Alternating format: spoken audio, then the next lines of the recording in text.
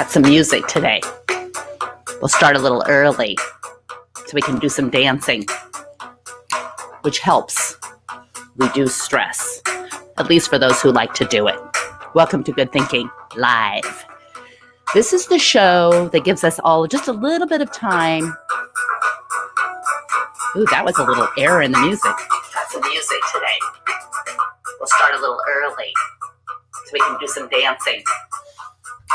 Helps. So our music got a little screwed up because I'm trying an experiment with music, but so goes the live show. So welcome to Good Thinking Live.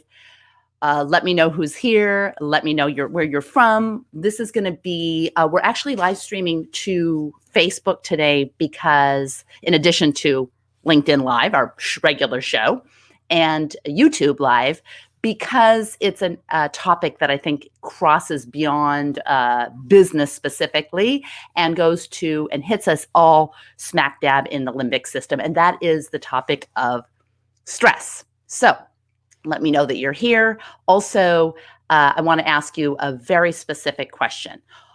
On a 3-point scale, 1 being, I feel no stress, 2 being, I feel a reasonable amount of stress, and 3 being, I feel a lot of stress.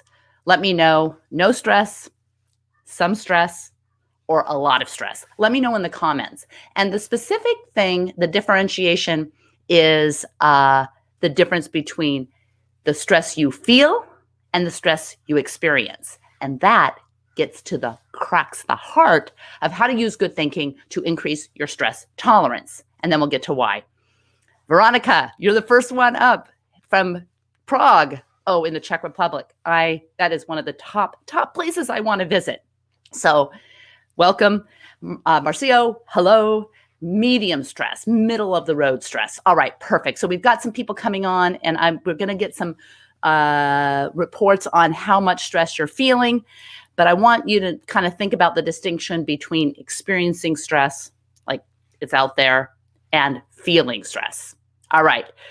Greetings, Stephen says from the mighty, where the mighty Columbia River meets the serene Willamette. Every week, Stephen has to say greetings from some other place that distinguishes the fact that he is right here in Portland, Oregon. So fantastic. LinkedIn user number 3, unfortunately, it doesn't show your name, but number 3, high stress. So good, stick around. Iman, 2, good. So medium level of stress. I don't see any 1s. I don't see any no stresses. And that's probably understandable given the state of the world and also just given the state of humanity. All right. One study that we're going to start out with is in 2013, psychologist Kelly McGonigal told her TED audience something that kind of made them laugh, which was that it is the belief that stress is harmful, not the stress itself, that causes it to be a concern and causes us to lead us astray and gives us consternation and kind of makes us make not such great decisions. And the audience actually laughed. But it's not really funny because it turns out neuroscience has kind of proven some of these things. I mean, that's Kelly McGonigal's background, proven some of these things. And this is why you can affect your levels of stress tolerance. That doesn't mean you get rid of stress. It means that you tolerate your stress. So you change your relationship with stress. All right. Iman says 2. Eshwar says, greetings from Dubai. Hi. We got people from all over. This is fantastic. All right. What we're going to do in today's, we're going to do it quick as we can because we'd like to keep it short. But also I want to make sure that after this good thinking show today, that you have actually tips and actionable things that you can do to increase your stress tolerance. But first, we're going to see how stress tolerant you are. So we've got this little mini stress tolerance quiz. And I borrowed it from my LinkedIn learning course called Decision Making in High Stress Situations. And it was adapted from various kinds of surveys and quizzes that were, and then there was one that was in the Harvard Business Review, and I thought it was really pretty good, that was on curiosity in the workplace. And you need stress tolerance for curiosity, and you need curiosity to have enough experiences to draw on to make good decisions. So here we go. Ready to find out how stress tolerant you are?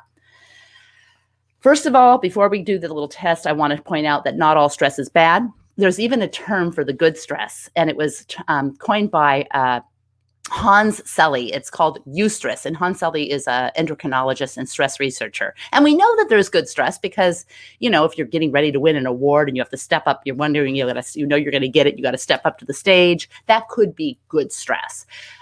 Maybe you're going to confess your love to someone for the first time. That could be good stress. So we kind of know that there is good stress that is different than distress, uncertainty, unpredictability, and maybe feeling not worthy, that personal kind of imposter syndrome and uncertainty and unpredictability. So stress tolerance is just a willingness to engage, accept, and harness anxiety associated with uncertainty, doubt, and unpredictability, things that cause stress. So now we're going to see how stress tolerant you are. All right, you ready?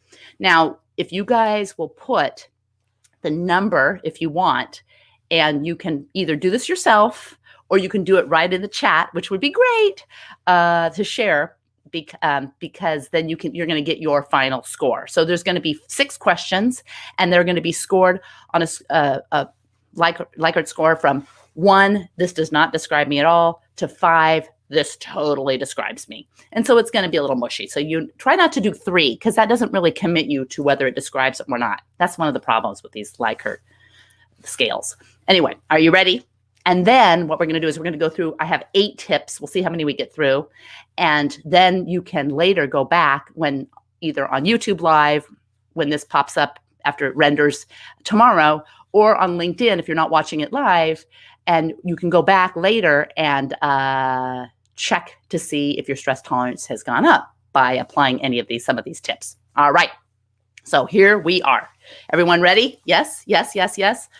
For those who are going to actually do it, I'm going to award two rubber chickens. 2 rubber chickens. All right. Because we need to make sure we're all participating.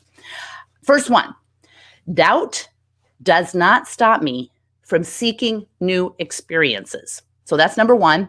So where would you put yourself? This does not describe me at all because doubt does stop me. Or 5, doubt does not stop me from seeking new experiences. 1 to 5, number 1. All right, so mark yourself. We've got a deal, yes. So we're going to see where we are on this first one. Second one, I can handle uncertain situations. I can handle uncertain situations. Does that describe you? Not at all, 1, or 5 totally describes me. All right. Number 3, sorry. I want to try new things, even if my lack of ability is exposed. Even if my lack of ability is exposed, I want to try new things. Now, you got to think about that across your entire life. You have to think about it at work, at home, among your friends. So anyway, where are you? 1, no. 5, totally. All right. Number 4. We only got 6. So number 4. And if you're putting your scores in there, awesome. But tell me which number you're doing. So then we can know, like we've got Swati 3, we've got Eshwar 5, we've got Amit 3, which is great, but I don't know which one because there's a lag in the live stream. Stephen 3. All right. Number 5. Number 4. Sorry. Number 4. I want to meet people that expose my lack of knowledge. I want to actually meet people that expose my lack of knowledge. 1, no way. 5, totally. That describes me. Do you want to meet people that expose your lack of knowledge? All right. Number 5. And if you think about the Good Thinking Manifesto behind me, you know that being able to accurately represent views that are unlike your own is one of the 12 tenets of good thinking for good thinkers. So this is an important one. You want to get the stress tolerance. And it's fine to be low. It's after the tips that you want to see if you can fix it. All right. Number 5. I can function well if I don't know whether a new experience is safe. I can function well even if I don't know if a new experience is safe. Question, okay, we've got some good ones. We've got Marcio, number 4, 1, Flavia, number 5, 4, Ashwar, question 4, 5. Okay, good. This is good. And we're getting, and we see that in some things we're like, okay, I'm really good here, and other things I'm not. No problem. It's Totally good. Participating and thinking about your stress tolerance is the goal. That's the goal of good thinking. All right. Number 6, I can make a decision when there's a possibility that I'll be surprised. I can make a decision when there's a possibility that I'll be surprised. Now, between every good decision and every outcome is a lot of luck. So this is important. So question 6 doesn't describe me at all. Or yeah, I can make a decision when there's a possibility I'll be surprised every single time. All right, so we've got Ashwar for question 5, 4. We've got Swati for question 5, 4. All right, so we've got some function well, even if the experience isn't safe. We've got some people who are really comfortable with that. All right, how'd you do? Ready for your score? Now you have enough time. I'm yammering on and on to give you enough time to think about it. All right, how did you do? If your score, add up your score. And if your score is between 30 and 24, you have solid stress tolerance. Solid stress tolerance. All right. If your score is between 23 and 19, your stress tolerance, it's average. And if your score is between 6 and 18, your level of stress tolerance could get in the way of good decision making. But it doesn't have to. So here we go. So we've got some great scores. We've got Aaron 5. We've got Flavia number 6, 4, 5, 5, 2, 5, 4, 4. LinkedIn user. Oh, I hope, sometimes on the live stream, I can't see who you are, but then when I pull it up later, I can see. So sorry if I'm not greeting you by name. Anyway, all right. The first thing, ready for the very first tip to increase your stress tolerance, and it's actionable and it's doable and it's rooted in neuroscience, and it seems kind of silly. But that is give a name to your stress. It's kind of like borrowing from the Stoics, like saying, okay, those Stoics really wanted me to experience this bad thing. So give a name to your stress. Now, my husband from Cascadia, who is on the call, and I love it, named his stress Doug because he decided he loves to go hiking in our neck of the woods where there are a lot of Douglas fir trees. It's very relaxing for him. And he named his stress Doug. I've kind of struggled with naming my stress. So if you have to give a name to your stress, and you're going to get those of you who, Marcio gave his score of 20. That's good. Okay, so you've got that. That's good because then that's a fair, solid, reasonable stress tolerance. You're going to get it up after today. Get the stress tolerance to where you're making good decisions. All right, back to if you give a name to your stress, and you're willing to put it in the chat, the name you come up with, you can change it if you want, but committing to one kind of thinking about it, 4 rubber chickens. 4 rubber chickens. All right. Stephen's stress is Doug. Now, a study out of UCLA showed that naming stress can actually increase stress tolerance by decreasing activity in the amygdala, kind of our emotional center of the brain, and increasing activity in our prefrontal cortex, which is the executive function of the brain. So there is some evidence, and it's so easy. Like, why not give a name to your stress? It doesn't ask too much of you. All right. Suzanne, hi. Veronica, hi. Welcome, everyone, to Good Thinking Live. All right. So what are you going to give for 4 rubber chickens? What are you going to name your stress? Who doesn't want, I've got all these rubber chickens. Who doesn't want 4 rubber chickens? And also, who doesn't want to decrease activity in your amygdala with all that's going on and increase activity in what you need to make wise decisions? All right. Tip number 2, when you feel stressed, help someone who is also experiencing stress. This is a very weird thing because sometimes, you think stress makes more stress, but actually, Amit, I like that name, Warm. And that, I like Amit's because he's naming his stress Warm, and he's going to get 4 rubber chickens right here, right now. 1, 2, 3, 4. 3, 4. Yay! Because not only that, it has a positive association. I'm naming my stress Becky. Suzanne, you are getting a negative rubber chicken for naming it after me. All right. You get 4 rubber chickens because that's the goal. That's the deal. You get 4 rubber chickens, Becky. Anyway. All right. You're hilarious. Okay. So when you help someone who is also experiencing stress, you connect over the commonality of stress. And this may seem strange, but a study out of the University of Buffalo found that when you intentionally connect with others experiencing stress, you release oxytocin, the motivator molecule. So there are some things that really get your neurochemistry in line for making better decisions by using stress, making it work for you, not against you. Ooh, rubber band. Swati says rubber band. Fantastic. Manish is just laughing. All right, Manish. All right, rubber band. I kind of like that, but you definitely get 4 rubber chickens. Swati, 4 rubber chickens. Oh, their chickens are dropping like birds out of the whatever. Chickens even fly? I don't even know. All right, tip number 3, put your decision into greater context. This is a little more esoteric. I mean, I think it's pretty easy to name. That's like the low-hanging fruit is to name your stress. That's easy. You should all be doing that, getting your 4 rubber chickens. But putting your decision, if you have a decision, and we're going to talk about how decision-making and how it works with stress in kind of a weird, unusual way. But if you have a decision that's causing you stress, put the decision into greater context, because most decisions do not have irreversible consequences. And most decisions don't. They might seem like it in time, but kind of span out. And think about this. This is a little trick.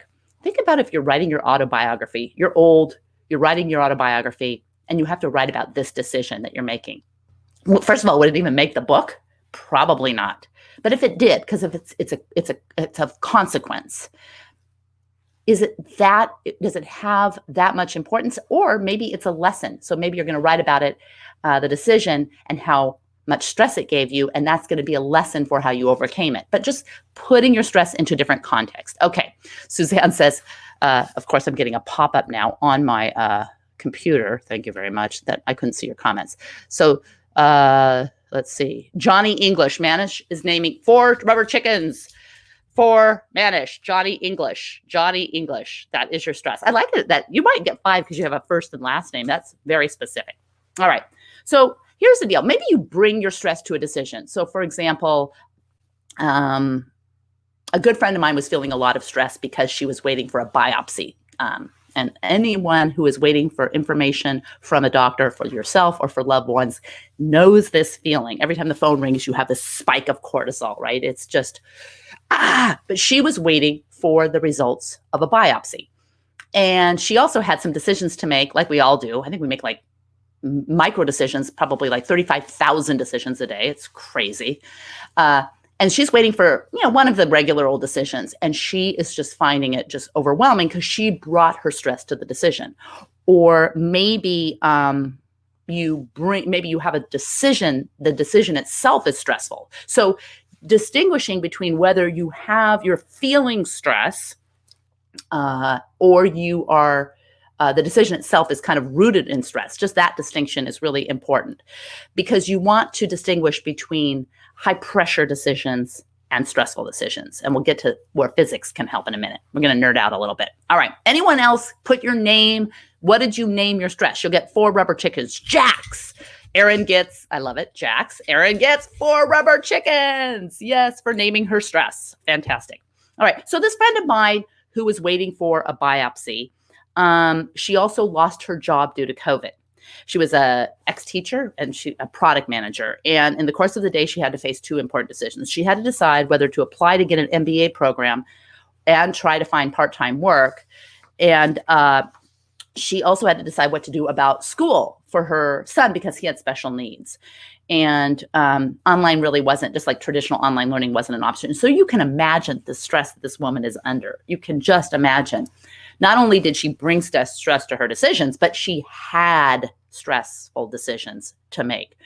And so when she was able to tease out the pressure from the stress, she was able to eliminate some of the stress and tolerate, rather, that's the goal, tolerate some of the stress in a different way. So I asked her if she was under a lot of stress, like it certainly sounds like it, or if she's under a lot of pressure. Like, did those decisions need to be made right at that moment?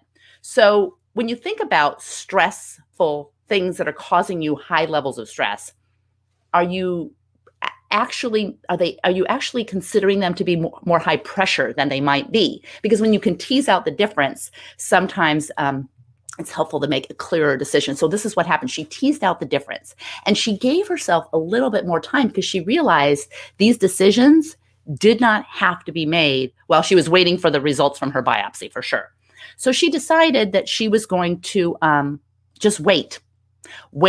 She took a major walk. She was going to wait no more. She was not going to think about it for 4 days. Didn't even matter. She was just not even going to make a decision. Even if good ideas came to her, she'd jot them down, but she was not going to land on any decision because the difference between pressure and stress is important. So here is getting to this tip. When you think about stress, it seems like it comes from an external cause, like, oh, this COVID thing is making me really stressed. But pressure comes from an external cause and stress comes from an internal. So how you deal with pressure can affect how you experience how you feel stress. And Tintu, thank you. Where are you from? You got to let me know where you're from. Tintu says, she loves LinkedIn courses. Thank you very much. Well, I love my LinkedIn learners. So there you go. Tintu, what are you going to name your stress? I want to give you 4 chickens, but we got to get your name of your stress on here. All right.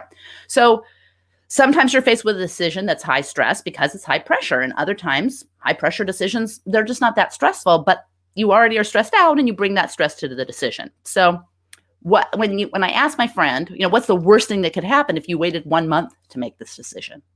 What's the worst thing that can happen? And I mean the worst thing, like really think about the worst thing. I said to her, if you wait 1 month, maybe your son won't be in school for a month. Okay, is that going to, over the course of his life, is that going to be the worst thing ever? And then what about 1 week? What about you just put off the decision for 1 day? But when you really think about this distinction between pressure, external, and stress, internal, how you experience translates to how you feel, and knowing that that is a choice. I know that sounds harsh, but that is a choice that you can, with right tools and exercise and good thinking, you can distinguish between the two. So that's kind of your tip. So she waited 4 days, and then she decided to reach out to at least 8 other families with special needs kids. And she ended up creating a business for herself because there were a lot of other people kind of struggling with the same issue with online learning and special needs kids. And she ended up bringing out her ex-teacher, bringing her product manager work, and creating a program that is turning into a pretty successful business for her. So anyway, that was just a good ending to a stressful start. All right. So tip number 4. Ready for it? Oh, Tintu's from India. Fantastic. Hi. Tip number 4. Tease apart your stress and your pressure. Oh, that was your tip. That was a tip. Sorry, I'm skipping around. But tip number 4 is tease apart the difference between the pressure and the decision. And you can give yourself more space or less stress to make better decisions. All right.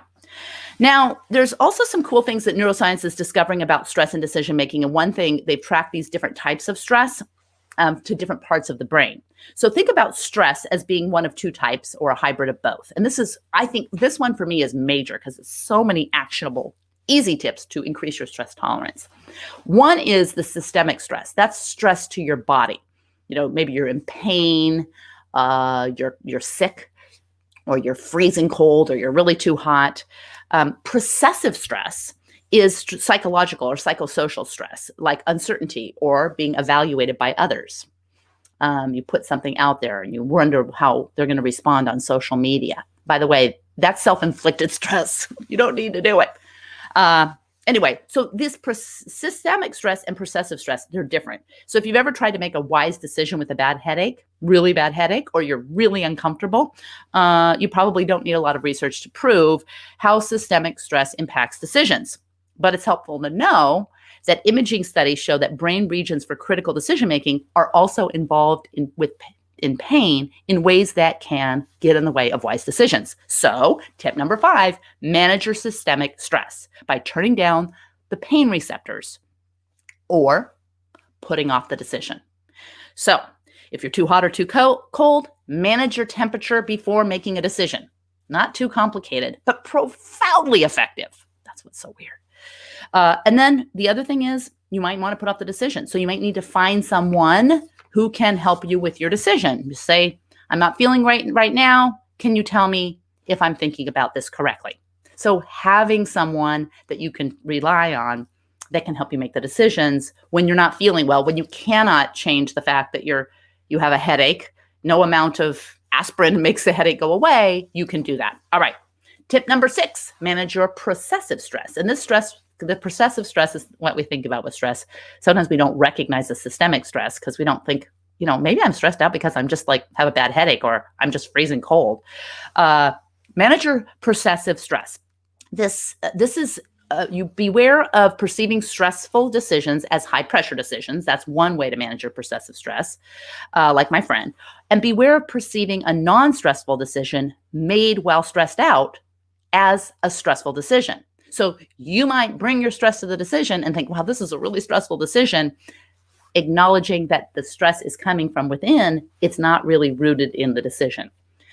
So if you've ever waited for a biopsy, you know that any decision you make is going to be freaking out because that brings stress to the decision. So give your nervous system a break. Get out in nature. Cultivate one moment when you feel like a speck, when you feel just like you're a total part of nature. That sounds a little woo-woo, but sometimes these kind of woo-woo ideas are rooted in the true and hard neuroscience that is uncovering more and more truth and evidence that some of these things work. All right. Now, we're going to borrow from Stoicism. It's kind of amazing that this philosophy, developed in the 3rd century BCE in Athens, can have such practical, applicable ideas for how we can become more stress tolerant. All right. So many people refer to what Stoics created as an operating system for life. So I'm going to just go through tip number 7, which we're borrowing from the Stoics, which is to see things as they really are, focus on the objectivity of thought. And this is where good thinking comes in. Good thinking requires us not to start with conclusions. Woo-woo is good. Mindfulness. I agree. I totally agree. But I kind of like when Suzanne says woo-woo is good. And I kind of like when the things that we have defined as woo-woo are called out for being not really rooted in rational or good evidence. And some things are completely rooted in good evidence. So those distinctions are important. And I agree with mindfulness and meditation. Ashwar says, during stress, I spend time with children. I feel myself in a different world. Yeah, that's brilliant. Brilliant, brilliant, brilliant. Getting outside of ourselves. Too much focus on self is not good for stress. All right. So to see things as they really are really comes down to trying to control the things that are within your control and letting go of things that are not. Now, that seems easier said than done, but really, it's not that hard when you practice. Like anything, it takes practice. It's none of the good thinking is our natural default way of thinking. So, ready? Do everything in your control to make a wise decision. Let's say you're going after a promotion, all right? You make sure that you understand the role. You know that decision makers who might be deciding whether you get this promotion or not, they're aware of your successes. They're aware of your desire for the promotion. You can't just think that everyone just sees how great you are because you're great. You have to make sure that you cross all the T's and dot all the I's.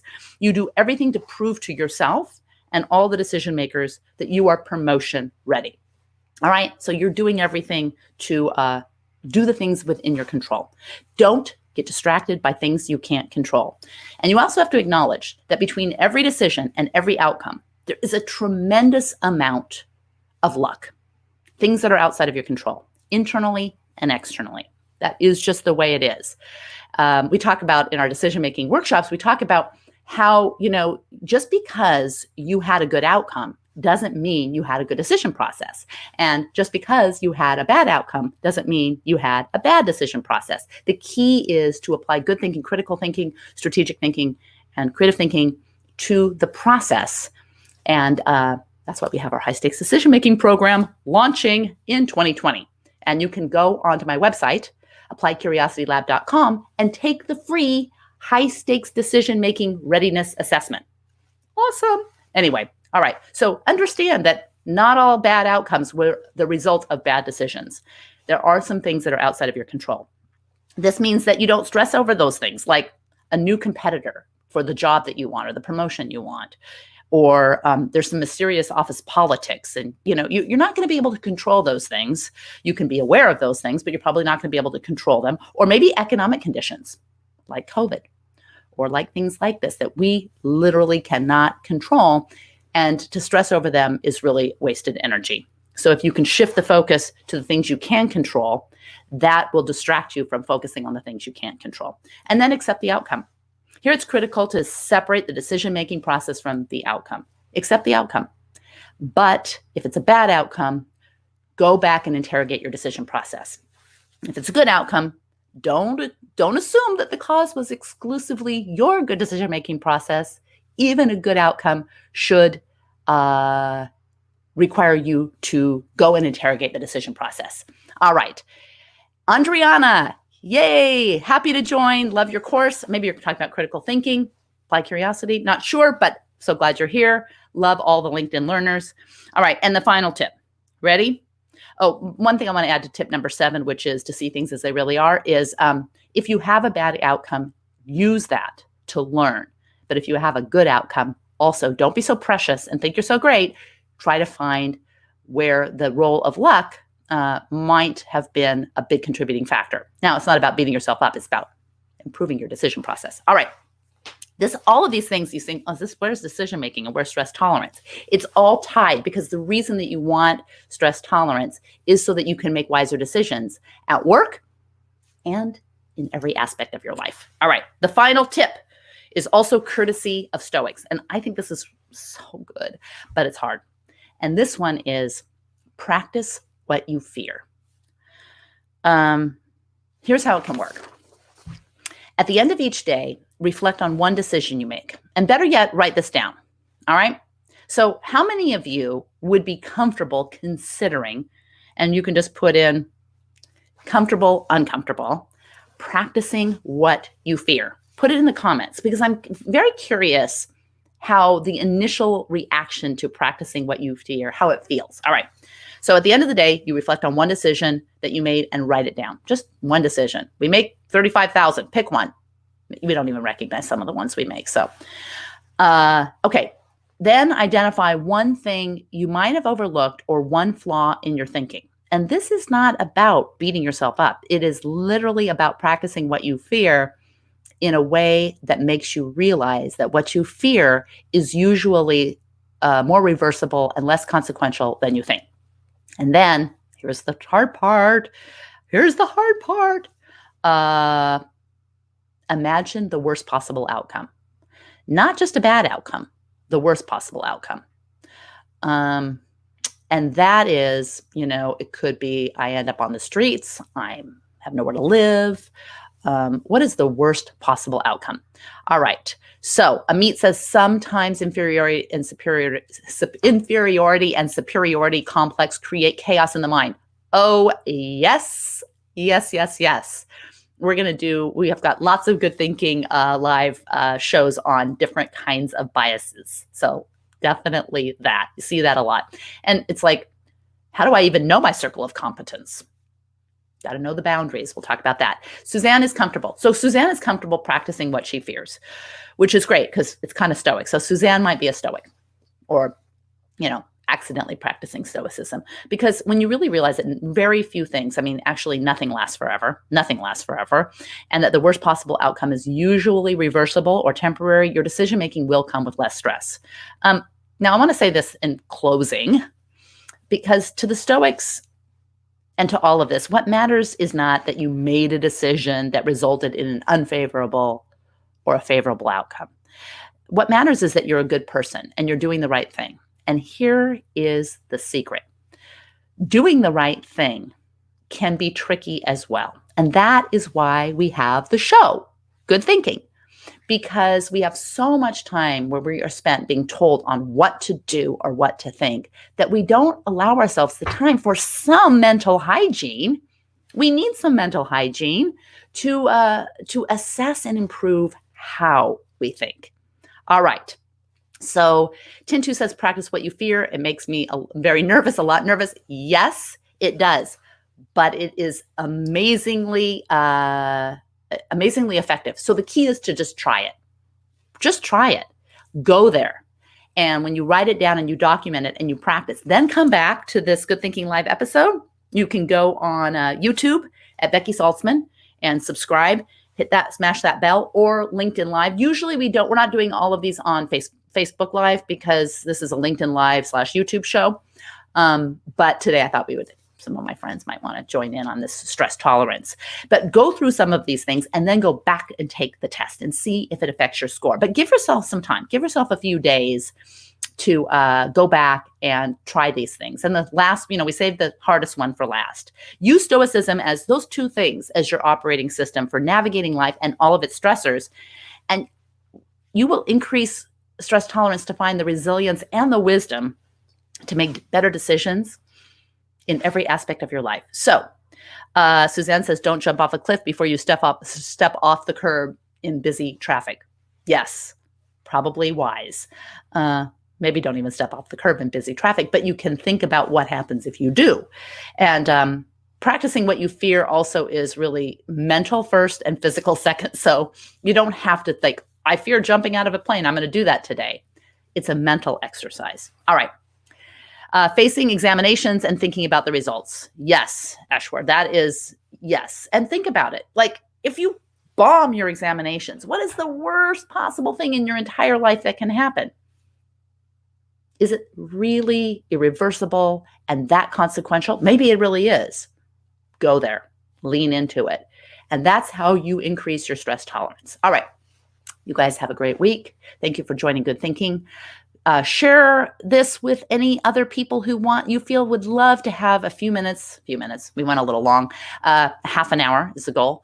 Each week, most Mondays, 9 a.m. Pacific time, 4 p.m. Greenwich Mean Time, to devote just a little bit of time to mental hygiene, to improving how to think. Plus, on my website, if you Google Good Thinking Manifesto, you will find a link to get a free copy, and it's beautiful. You can see it behind me. Can you see it?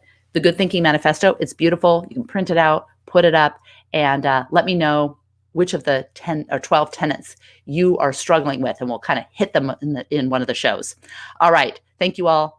Thank all of you who name your stress. If you name your stress after, because you're not watching this live, you'll also be given 4 rubber chickens. So I might just respond to you 4 rubber chickens in your comments, and then you will think to yourself, what the heck does that mean? And you will know. Anyway, thanks all. Have a great week. Let me see if I can get this. I'm going to try to get the music next time. I was not happy with that fabulous music that Dane made for the show.